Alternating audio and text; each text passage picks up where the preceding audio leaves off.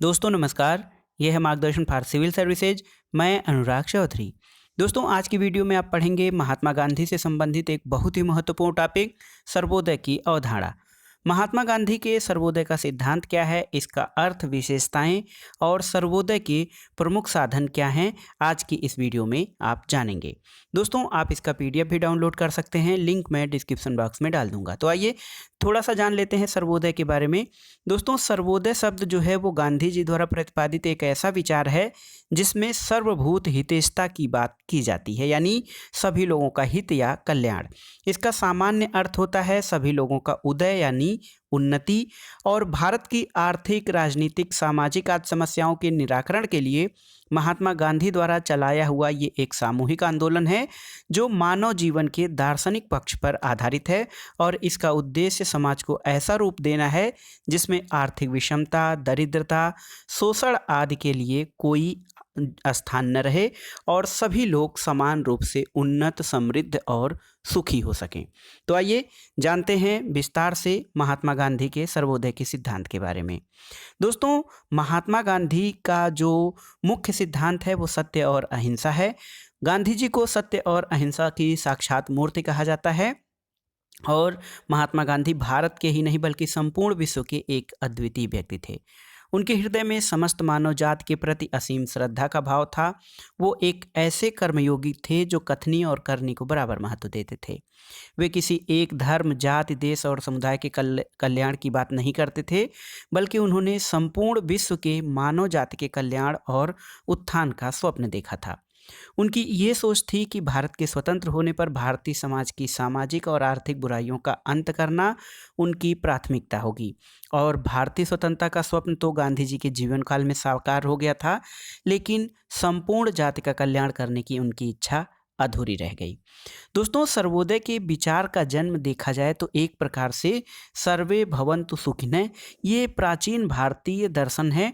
सर्वे भवन्तु सुखिनः यानी सभी लोग सुखी हों, इसी आधार पर जो है टिका हुआ है।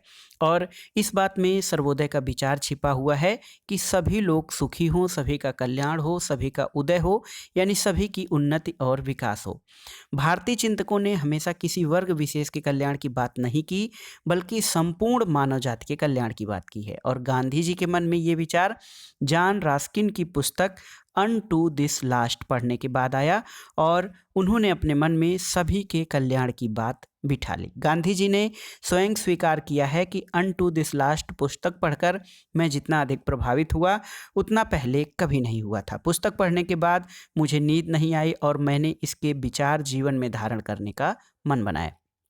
तो इससे ये स्पष्ट है कि गांधी जी के मन में सर्वोदय के विचार का जन्म रस्किन की प्रसिद्ध पुस्तक अनटू दिस लास्ट का परिणाम है। और रस्किन की इस पुस्तक का उद्देश्य अथवा सार सभी का कल्याण अथवा उन्नति है, और इस तरह गांधी जी ने अपने जीवन में सबका कल्याण करने की बात की, जिसे सर्वोदय नाम दिया जाता है। सर्वोदय का अर्थ क्या है? तो सामान्य रूप में सर्वोदय का अर्थ जो होता है वो है सर्व प्लस उदय, यानी सभी का उदय यानी सबका विकास। गांधी जी ने सर्वोदय शब्द का प्रयोग समाज के हर वर्ग के कल्याण के लिए किया है। सर्वोदय का अर्थ जो है सबका उदय है, लेकिन सामाजिक, आर्थिक, राजनीतिक, सांस्कृतिक उन्नति यानी सर्वांगीण विकास जो है ये सर्वोदय का सामान्य अर्थ लिया जाता है।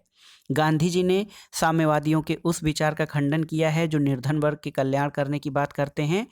देखा जाए तो गांधी जी के सर्वोदय की अवधारणा जो है सभी विचारकों से व्यापक और महान है। गांधी जी का उद्देश्य अमीर और गरीब दोनों का कल्याण करना है, और प्रसिद्ध गांधीवादी विचारक विनोबा भावे जी ने गांधी जी के सर्वोदय के बारे में ये कहा है कि सर्वोदय समाज के कुछ लोगों का या बहुत लोगों का या अधिकांश लोगों का उदय नहीं चाहता। हम ऊंच नीच, सबल निर्बल, विद्वान मूर्ख सभी के हित से ही संतुष्ट हो सकते हैं। यानी सर्वोदय का जो दायरा है वो बहुत व्यापक है। धनी लोगों के उत्थान पर बोलते हुए विनोबा भावे ने कहा है, धनी लोग पहले ही गिरे हुए हैं और निर्धन कभी उठे ही नहीं। इसलिए धनी वर्ग को नैतिक या आध्यात्मिक दृष्टि से ऊपर उठाना है ताकि वे आवश्यकता से अधिक संपत्ति को समाज के शोषित वर्गों के लिए परित्याग कर सकें। दोस्तों, दुनिया में सबका उदय सर्वोदय का सर्वोच्च आदर्श है और इस प्रकार गांधी जी की विचारधारा के अनुसार देखा जाए तो सर्वोदय समाज के हर वर्ग के उदय का विचार है। यह एक गतिशील अवधारणा है जो किसी वर्ग, जाति, देश तक ही सीमित नहीं है। यह सार्वभौमिक और सार्वकालिक अवधारणा के रूप में समस्त विश्व के कल्याण के लिए प्रतिबद्ध है। जानते हैं दोस्तों, सर्वोदय का आधार क्या है। गांधी जी का कहना है कि यदि हम जीवन में कुछ बातें अपना लें तो सबको समान अवसर प्राप्त हो सकते हैं, यानी सबका कल्याण हो सकता है। लेकिन किसी व्यक्ति को दबाव डालकर सर्वोदय की विचारधारा से नहीं जोड़ा जा सकता और ऐसा करना अन्याय है। सर्वोदय का विचार स्वतः प्रेरित होता है, अपने आप से मन में उत्पन्न होता है और इसी से सर्वोदय का लक्ष्य प्राप्त हो सकता है। सर्वोदय के लक्ष्य को प्राप्त करने के लिए कुछ आधारों की बात की गई है। महात्मा गांधी के अनुसार जो सर्वोदय को प्राप्त करने के प्रमुख आधार कौन कौन से हैं उनके बारे में जानते हैं। पहला है इंद्रिय निग्रह। इंद्रिय निग्रह का ये मतलब होता है आत्म संयम। दोस्तों, गांधी जी का विचार था कि स्वयं व्यक्ति अपनी इंद्रियों पर नियंत्रण रखे, संयम पूर्वक जीवन बिताए तो समाज के कई दोषों को दूर किया जा सकता है। और विनोबा भावे ने गांधी जी के विचार का समर्थन करते हुए लिखा है कि सर्वोदय के विचार में मुख्य बात यह है कि हमें अपने मन को वश में रखना चाहिए, इंद्रियों को काबू में रखना चाहिए।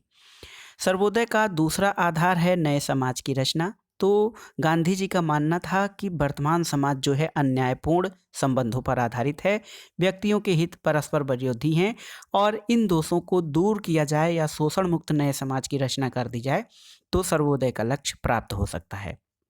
तीसरी बात यह है कि इससे विश्व समाज की स्थापना होगी। गांधी जी का मानना था कि वर्तमान समय में प्रत्येक देश और प्रत्येक व्यक्ति संकीर्ण संबंधों के आधार पर कार्य कर रहे हैं और जीवन के प्रत्येक क्षेत्र में संघर्ष और विरोध विद्यमान है। लेकिन एक विश्व समाज की स्थापना या वर्ल्ड सोसाइटी की स्थापना करके सर्वोदय के लक्ष्य को प्राप्त किया जा सकता है। इसके अलावा एक महत्वपूर्ण आधार राज्य की समाप्ति है। गांधी जी के बारे में आप जानते हैं कि उन्हें दार्शनिक अराजकतावादी कहा जाता है।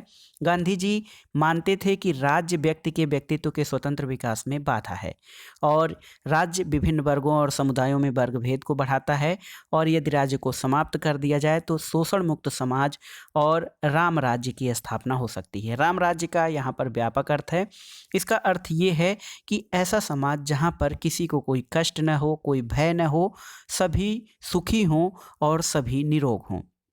दूसरा, गांधी जी का मानना था कि अंग्रेजों की फूट डालो राज करो की नीति सबसे खतरनाक थी भारत के लिए और गांधी जी मानते थे कि राज्य की नीतियों के सहारे हम अपना अस्तित्व बनाए हुए हैं और इससे समाज के हितों को गहरा आघात पहुंचता है। समाज में विरोधी गुटों का जन्म होता है और इससे विघटन को बढ़ावा मिलता है। राज्य और सरकार की समाप्ति से सर्वोदय का विचार प्रभावी हो सकता है। दोस्तों, सर्वोदय के विचारधारा की प्रमुख विशेषताएं कौन सी हैं उसके बारे में आइए जानते हैं। दोस्तों, गांधी जी के सर्वोदय का जो विचार है, जब हम उसको जानने का प्रयास करते हैं तो इसकी कुछ विशेषताएं दृष्टिगोचर होती हैं। पहला है कि गांधी जी स्वराज प्राप्ति के लिए सर्वोदय को प्रमुख साधन मानते थे। तो पहली बात यह है, इसकी विशेषता ये है कि सर्वोदय स्वराज प्राप्ति के लिए आवश्यक है और गांधी जी का मानना है कि सत्य, प्रेम, दया, अहिंसा, व्रत, सच्ची लगन और निस्वार्थ सेवा भावना से सर्वोदय समाज का जन्म होगा और इसी से स्वराज का मार्ग प्रशस्त होगा। दूसरी बात यह है आत्मनिर्भर गांवों की स्थापना करना। तो गांधी जी का कहना है कि सर्वोदय विचारधारा का मुख्य लक्ष्य आत्मनिर्भर ग्रामों की स्थापना करना है। गांव में कुटीर उद्योगों को बढ़ावा देकर लाखों लोगों को रोजगार और रोजी रोटी की प्राप्ति कराई जा सकती है। कुटीर उद्योगों को बढ़ावा देने के लिए ग्रामीण स्तर पर प्रयास किए जा सकते हैं और गांधी जी ने कहा है कि सर्वोदय समाज आपसी सहयोग पर आधारित पंचायतों का संघ होगा और पंचायतें हर तरह से सक्षम और शक्तिशाली होंगी होगी। इससे विकेंद्रीकरण को बढ़ावा मिलेगा, प्रत्येक भारतीय ये समझ सकेगा कि ये देश उसका है। और सबसे बड़ी बात कि सर्वोदय समाज में प्रत्येक व्यक्ति अपना पुश्तैनी धंधा अपनाएगा और इससे अनुचित प्रतियोगिता का अंत होगा। और इस तरह गांधी जी ने गांवों को स्वावलंबी और विकास के रास्ते पर लाने के लिए सर्वोदय का विचार पेश किया था। तीसरी बात ये कि गांधी जी व्यक्तिगत स्वतंत्रता के प्रबल समर्थक थे। वे चाहते थे कि आर्थिक और राजनीतिक सर्वोदय का विचार विकेंद्रीकरण करने से ही हो सकता है। सर्वोदय का विचार एक ऐसे विकेंद्रित समाज की रचना करने पर जोर देता है इसमें वर्ग विभेद और शोषण न हो, व्यक्ति निर्बाध रूप से आर्थिक, सामाजिक और राजनीतिक उन्नति कर सके। और सर्वोदय विचारधारा ये मानती है कि कोई सत्ता जितनी ही केंद्रीकृत होती है उतनी ही अधिक भ्रष्ट होती है, इसलिए सत्ता का केंद्रीकरण नहीं होना चाहिए, इसका विकेंद्रीकरण होना चाहिए। दोस्तों, समाज से अन्याय और शोषण को समाप्त करने के लिए आर्थिक और राजनीतिक विकेंद्रीकरण बहुत जरूरी है। और गांधी जी ने कहा है कि यदि सर्वोदय को सफल बनाना है तो अहिंसात्मक तरीके से विकेंद्रीकरण करना होगा और इससे ही सर्वोदय की प्राप्ति हो सकती है। चौथी बात यह कि गांधी जी का मानना है कि समाज में व्याप्त आर्थिक विषमता ही समाज के अनेक दोषों का कारण है। अमीरी गरीबी या अमीरों और गरीबों के बीच का भेद समाज में अनेक प्रकार की कुरीतियां लाता है और प्रत्येक व्यक्ति आवश्यकता से जब अधिक वस्तुआं या संपत्ति का स्वामी न समझकर उसका संरक्षक समझेगा या सभी लोगों के हित के लिए सोचेगा, तब समाज एक सर्वोदयी समाज होगा। और जो व्यक्ति का अतिरिक्त धन है उसको गरीबों में हस्तांतरित करके जो है सर्वोदय का लक्ष्य प्राप्त किया जा सकता है। पांचवा ये कि सर्वोदयी विचारधारा में आत्मा की सर्वोच्चता पर बल दिया जाता है। गांधी जी का विश्वास था कि समाज की समस्त समस्याओं का कारण आध्यात्मवाद से विश्वास का हटना है। सभी लोग भौतिकवादी हो गए हैं, बाजारवाद की प्रवृत्तियां हावी हो गई हैं, लोग भौतिक सुखों की तलाश में आध्यात्मिकता से दूर होते जा रहे हैं और सर्वोदय का विचार आध्यात्मिक शक्ति का विकास भी करता है। छठी बात यह है कि अहिंसा बहुत ज़रूरी है। अहिंसा के बिना कोई भी आंदोलन सफल नहीं हो सकता है, क्योंकि हिंसा आधारित शक्ति जो होती है वो अस्थाई नहीं होती है, ये क्षणिक होती है। गांधी जी ने अहिंसा की शक्ति के बारे में लिखा है कि अहिंसा की शक्ति बिजली से भी तेज होती है। बड़ी से बड़ी हिंसा का सामना अहिंसा से किया जा सकता है और अहिंसा के बिना सर्वोदय की स्थापना भी नहीं हो सकती है। अहिंसक साधन ही सर्वोदय के विचार को चिर अस्थायी बना सकते हैं, इसलिए सर्वोदय का विचार अहिंसा के सिद्धांत पर आधारित है। सातवीं बात यह है दोस्तों कि गांधी जी राज्य को एक आवश्यक बुराई मानते थे। ऐसा इसलिए है, हमने शुरू में ही कहा कि गांधी जी को दार्शनिक अराजकतावादी कहा जाता है। उन्होंने राज्य को एक ऐसी मशीन की संज्ञा दी जिसमें आत्मा नहीं है, यानी राज्य को गांधी जी आत्मा रहित मशीन कहते हैं और राज्य को शोषण का यंत्र मानते हैं जो गरीबों को अधिक चूसता या पीसता है। ये संगठित और एकत्रित हिंसा का प्रतिनिधि है और इस तरह राजनीतिक दल भी समाज को वर्गों में बांटते हैं, समाज की एकता को नष्ट करते हैं, उनके बीच भेदभाव और वर्ग भेद को उत्पन्न करते हैं। इसलिए राज्य रूपी जो शोषण की संस्था है और समाज की एकता को नष्ट करने वाले दलों की समाप्ति से ही सर्वोदय समाज की स्थापना हो सकती है। और गांधी जी का मानना है कि सर्वोदयी समाज में राज्य और दलों का कोई महत्व नहीं होगा। आठवां क्या है, गांधी जी का मानना है कि नैतिकता के आदर्श को प्राप्त किए बिना सर्वोदयी समाज की स्थापना संभव नहीं है। वर्तमान सभी समस्याएं नैतिक समस्याओं पर आधारित हैं और उनका समाधान भी नैतिक साधनों द्वारा संभव है। इसलिए सर्वोदय का विचार नैतिक साधनों के अभाव में सफल नहीं हो सकता। जब तक व्यक्ति का नैतिक विकास नहीं किया जा सकेगा तब तक सर्वोदयी समाज की स्थापना नहीं हो सकती है। नौवां ये है कि गांधी जी ने समानता को सर्वोदय का आधार माना है और समानता के बिना सर्वोदय की स्थापना नहीं हो सकती है। जब सभी व्यक्तियों को समान रूप से विकास के अवसर नहीं मिलेंगे तब उनका विकास नहीं हो सकता और व्यक्तिगत स्वतंत्रता के अभाव में भी व्यक्ति का सर्वांगीण विकास नहीं हो सकता। तो एक प्रकार से देखा जाए तो सर्वोदय समानता और सबको स्वतंत्रता प्राप्त होने के बाद ही प्राप्त हो सकती है और इस प्रकार गांधी जी का सर्वोदय का विचार स्वतंत्रता और समानता के अधिकार और विचार पर आधारित है। दोस्तों, सर्वोदय की विशेषताओं के बाद आइए जानते हैं सर्वोदय प्राप्ति के प्रमुख साधन क्या हैं। दोस्तों, गांधी जी के विचारों के आधार पर विनोबा भावे और काका कालेलकर जैसे उनकी अनुयायियों ने सर्वोदय की स्थापना के कुछ तरीके बताए हैं। इन तरीकों में जो प्रमुख हैं उसमें पहला है आत्म संयम। दोस्तों, यदि हम अपनी इच्छाओं पर काबू कर लें, अपनी इंद्रियों पर नियंत्रण कर लें, तभी गरीब लोगों के लिए कुछ बच सकता है। हमें अपने विचार और जीभ पर काबू रखना चाहिए। हम भोग करें लेकिन अति से बचें, और इसके लिए लोगों को आध्यात्म और योग की शिक्षा दी जानी चाहिए ताकि वे इंद्रिय निग्रह के आदी हों और दूसरों के बारे में सोचें।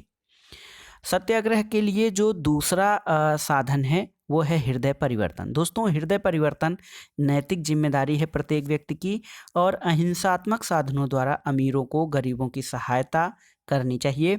इससे शोषण की समाप्ति होगी, सामाजिक आर्थिक विषमताओं का अंत होगा, और इसके लिए किसी को भी किसी प्रकार का दबाव नहीं डालना चाहिए, और स्वेच्छा से किया गया समाज हित का कार्य ही सर्वोदय प्राप्ति में सहायता पहुंचा सकता है। तीसरा साधन है भूदान आंदोलन, और ये भी एक प्रकार से आर्थिक समानता के विचार पर आधारित है। संपत्ति को गरीबों में बांटने या समाज हित में लगा देने से सामाजिक विषमता का अंत होगा, और इस विचार को आगे बढ़ाने के लिए गांधीवादी विचारक विनोबा भावे ने भूदान आंदोलन का समर्थन किया। भूदान आंदोलन के साथ ग्राम दान आंदोलन भी महत्वपूर्ण है। जिस व्यक्ति के पास फालतू या अतिरिक्त संपत्ति है उसे स्वेच्छा से गरीबों या भूमिहीनों को दान करना चाहिए। इससे गरीबों को सामाजिक उन्नति के अवसर प्राप्त होंगे और सारे सामाजिक दोष समाप्त हो जाएंगे।